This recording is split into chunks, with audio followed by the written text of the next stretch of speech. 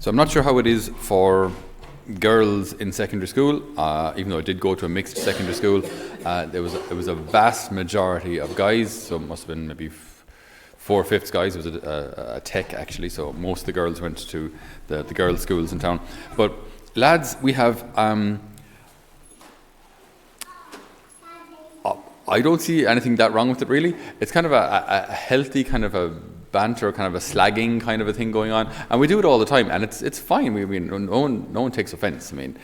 I mean, your mama so fat jokes only go so far. They can get offensive. They can end badly. But generally speaking, like if someone was a Chelsea fan, or back in my day, which back in the 90s, Newcastle were really good. And then maybe Liverpool, then Man United came up, and so whatever team you followed, people would follow them to the death almost. There were some even Spurs fans, and they took a hammering. I mean, every Monday after the weekend matches, all the lads would be saying, "I can't believe you still follow Spurs. They were disastrous, beat by West Ham or something." So and yet. I don't know, there was kind of, it's something that we kind of learn to do, as in, you learn to kind of take the hits, to kind of take the slagging, because it isn't meant seriously. It's not meant to offend or to cut or to hurt. It's just a little prodding, but it's not meant to be hurtful.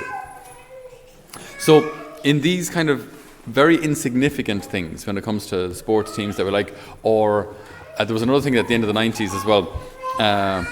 All of the cool kids liked Nirvana, whereas all of the girls liked Oasis. So no guy was allowed to admit that he liked Oasis. You couldn't say, even if you did. And the worst, of course, was Bon Jovi, because deep down we did actually like Bon Jovi because they were kind of cool, but you could never say so. Oh yeah, Nirvana, yeah, Nirvana. Every now and again, someone might say, oh yeah, listen, did you hear Bon Jovi's new song? It's fantastic. And everyone would go, what's wrong with you? But what I'm saying is, for insignificant things like bands and music and all those kind of things, we're willing to take a bit of a hit. Okay? What I find interesting is, when it comes to the faith, that courage or that willingness to step out and be different often stops for some reason. It shouldn't. I mean, if I can take a hit for following Spurs, I can absolutely take a hit for following Jesus, who's far more important than any football team.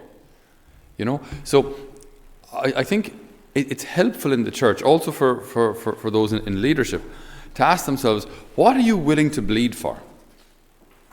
What would you bleed for?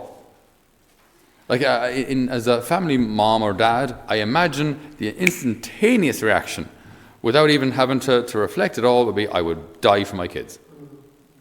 If they were going to fall into drugs, criminality, if they were going to, be diagnosed with leukemia, I'd rather take on that myself. I'd rather have that myself than have them go through that. I'd rather do it myself. So instantaneously, when it comes to bleeding for someone or suffering for someone, we'd have no problem doing it for people we love. You wouldn't think about it. I mean, I'd rather take that hit than have it befall someone who I care about. So when it comes to the faith, when it comes to following Jesus, am I willing to take a hit? Am I willing to take a knock? Am I willing to bleed? Because what's kind of happened is, what's kind of crept into the church is just to kind of keep everyone happy. We seem to think that we have to say what everyone wants us to say, then everyone is happy, and then everyone will stay. Okay, did that work? Did that work? Has that worked? It's what we've been trying for about 30, 40 years. Look around you. I mean, well, okay, here's different. But in general, out in parishes, out in your average, look at mass attendance overall. People may say, the churches, our church still looks relatively full-ish. 10 years ago, there were probably 7 weekend masses, where now there are 5. So the churches look still kind of okay, but you're 2 masses down on what you were. So mass attendance has decreased. It mightn't look like it, but if you have fewer masses with the same number of people attending, mass attendance has gone down. And what just struck me today, when I think of Saint Blaise, bishop and martyr, and again we have this kind of childish, maybe childlike understanding of Saint Blaise. He's in his little carriage, going to his, he's been transported from point A to point B, and as a child, you're not really told that he's being transported for his torture and execution. That's what he was being transported for. And a lady came up, and her little son had a fishbone caught the wrong way in his throat, and St. Bayes gives a nice little blessing, and then the fishbone is released, and the child is safe and saved, and that's how we associate him now with the blessing of the throats. And that's our child's understanding of St. Blaise. Lovely, beautiful. Draw the little picture of St. Blaise and a fishbone popping out of some child's mouth, and there we go. And that's our understanding. Okay, as adults, hold on just a second. What was this man doing? He was a bishop of the church in the 4th century. He died in 316. And in modern-day Turkey, in Cappadocia. And he was being transported to his torture and execution. He was tortured by being beaten with sticks. So just imagine, that's fairly gruesome. Imagine, getting a blow to the head, a couple of blows, you can't defend yourself, you're just getting hit from all sides. Then his skin is raked off his body with iron cones. So just imagine a kind of a finer toothed rake. Okay, and just rake the skin off your body. And then as an act of mercy, you're beheaded at the end. Because a good raking mightn't kill you immediately. You'd die eventually from blood loss, probably infection, but you wouldn't die immediately. Decapitation would be welcome after having your skin raked off. So this is what this man was willing to do for the name of Jesus Christ. This is what this man was willing to do for the gospel. Occasionally, I might have to take a bit of, slagging or disagreement. Someone mightn't actually agree with me. It happens, And you might actually have to accept the fact that certain teachings might make you less popular. Welcome to the real world. Welcome to following Spurs. People will do it for soccer. So we need to just kind of man up in the church when it comes to the faith. Yes, certain people are going to disagree with us. They better just get used to it. We're not changing our teaching. We can't. It's not my decision. I can't change what Jesus has taught. So I won't even try, because there's no point. Why on earth would I think myself smarter than the creator of the universe? He designed DNA, for God's sake. I don't even know how it works. It just looks cool. You see the spiral little diagrams, all these little proteins. He designed that stuff. And I think Jesus, now what you need to do is just sit down a second, get a notepad and a pen, okay? What you need to do is, sorry, who do I think I am? You might as well have a goldfish out in the aquarium out there tell me what I should do with my tax returns. What do you know, little goldfishy? You don't know anything about the world out here. What do we know about the world from God's perspective? He does actually know what he's doing. He does. So in the church, we should have this, just kind of, I don't know. I think the correct term for it is holy boldness. And we generally associate boldness, at least in Ireland, with misbehaviour. Don't be bold. But in theologically speaking, boldness is actually more associated with courage than misbehaviour. Holy boldness, where if this is what the Lord teaches, and this is what he has taught the church to teach, then this is what I believe. There you go. Now, I do have to teach it with compassion, love, and understanding, absolutely. And just because you're right doesn't mean you can beat someone over the head with your righteousness and say, you need to go to Mass, would you get into the church, would you go on? That's not going to work either. So we still have to be compassionate and loving, but absolutely courageous. Because that's what struck me this morning, just thinking of St. Blaise, was just this, I'm not sure if I invented this or if it came from somewhere else, but if we don't stand for anything, nobody will stand with us. Because what would they stand for? If I don't stand for anything, well then nobody's going to join me. You know what I mean? Because what do you stand for? I mean, people even joined ISIS, not because their cause was righteous. Their cause was crazy. But it was clear what they stood for. So even Europeans went back to Afghanistan and that to join ISIS. Because their intention was clear. They knew what they stood for. Same with any political party or anything. If you've no particular stance on anything, well, why would people join you? What do you stand for? So if the church, if we don't stand for anything, if we're not clearly pro-life, if we're not clearly pro-family, if we're not clear about the moral expectations of our faith, if we're not clear about those things and confident about them, then nobody will stand with us because we don't know what we stand for. If we stand for nothing, what are you doing? You think of Jesus again, how Jesus lived and taught. Jesus was, he never spoke just to antagonize people. Now, he did speak very directly at times, and at times he called people out on being absolute hypocrites, whitewashed tombs. He called out the scribes and Pharisees on numerous occasions for being superficial, for their hypocrisy. When that was required, he was able to do that too. But keep in mind then how often he met people who were living in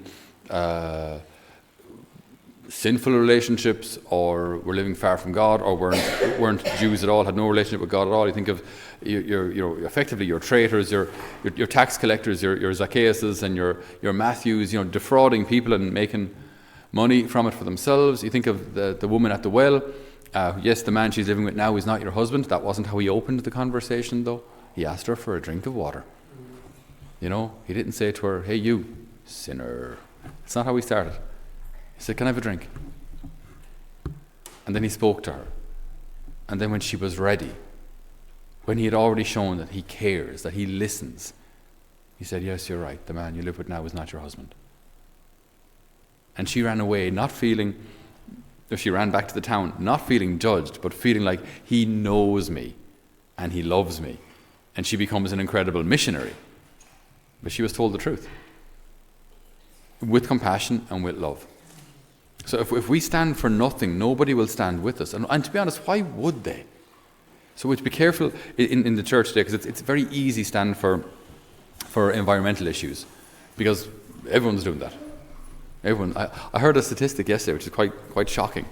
There was a speaker addressing university students in England, and he said something drives me crazy about this whole wokeism that's out there now, this whole woke generation. He said, in wokeism, feelings matter more than facts. Feelings matter more than facts. So if something makes me feel bad, then it's bad. That doesn't really work in real life, though. Adultery can feel fantastic, But if it feels good, it must be good, right? If it feels bad, then it's probably bad. Not really. In real life, no. Sometimes hard work doesn't feel great. But you do it because it needs to be done. Getting up at night for the 15th time to change a nappy at 3 o'clock in the morning doesn't feel amazing. But you do it because it needs to be done. Feelings, they give us an indication as to our response to a situation, but they do not determine whether it's morally acceptable or not. So this speaker, as addressing university students, said one of the problems with wokeism is that feelings matter more than facts. And he said, in the world at the moment, for this woke generation, one issue which they care about more than any is climate change. And he said, he just quoted some facts here. He said, if England were to sink into the ocean right now, if it were just to plunk down, it would have absolutely zero effect on climate change in the world, because they only produce 2% of the carbon emissions in the world at the moment. So if England were to just sink, disappear off the planet, it wouldn't affect climate change at all. So he said this issue that people are worrying and fretting and losing sleep over. I mean, don't get me wrong, we should take care of the environment. We should, of course we do. We should. It's given to us by God. So we should take care of it. But for this to be a central issue, a core issue, absolutely not. Absolutely not. I mean, we have so many young people who do not know the Lord, who are depressed, self-harming, maybe even suicidal. That's an issue worth looking at. We need priests in the church now. That's an issue worth looking at. We have families falling apart. That's an issue worth looking at. We need men's ministry, women's ministry, family ministry, youth ministry, teen ministry, young adult ministry. That's all lay ministry, by the way. There's so much lay ministry that needs to be done. These are issues that need to be taken care of. And by the way, if you take care of those, if we know the Lord, then a byproduct, a secondary effect of that is that we will take care of the environment. If I know and love the Lord, then I'm not going to just, blatantly just, consume as much as I can from the world and become entirely selfish. I won't. So you get the heart right, and everything else falls into place. But you try and fix environmental, people want to take care of the environment, they'll still buy 100,000 things on Amazon that are delivered to their house one by one, in paper packaging, which is then burned or destroyed. So we say, and buying their frappuccinos and their paper containers, or plastic containers, even worse. But we want to save the universe. So if in the church we adopt this as one of our primary messages, we've missed the point and nobody will stand with us, because that's what everyone else is standing for. We have to stand for what the church stands for, which is issues of faith and morals. And if we can do that and show that our faith sets us free, that our faith gives us life, then people will join us. If our faith doesn't give us life, then how are we any different to a bingo club or a Machra? Machra is probably even more fun, So, Machra, for those who aren't culchies, it's an association for, kind of a social association for farmers. So, as we look at St. Blaise today, bishop and martyr, we are reminded, as we are with the stories of all the martyrs, that unless we stand for something, nobody will stand with us. Unless we stand with Christ and for Christ, nobody will stand with us. If we phrase that positively, if we stand for something, contrary to what the world asks, and we do so courageously and joyfully, people will actually join us. People will actually join us, because people are actually inspired by the truth. Initially, they may not like the truth, as all of us, when we're children, you're told you're wrong when you're wrong. None of us like it. But then you eventually grow to accept the truth. And then hopefully, if we're mature enough, we grow to actually long for it, to search for it.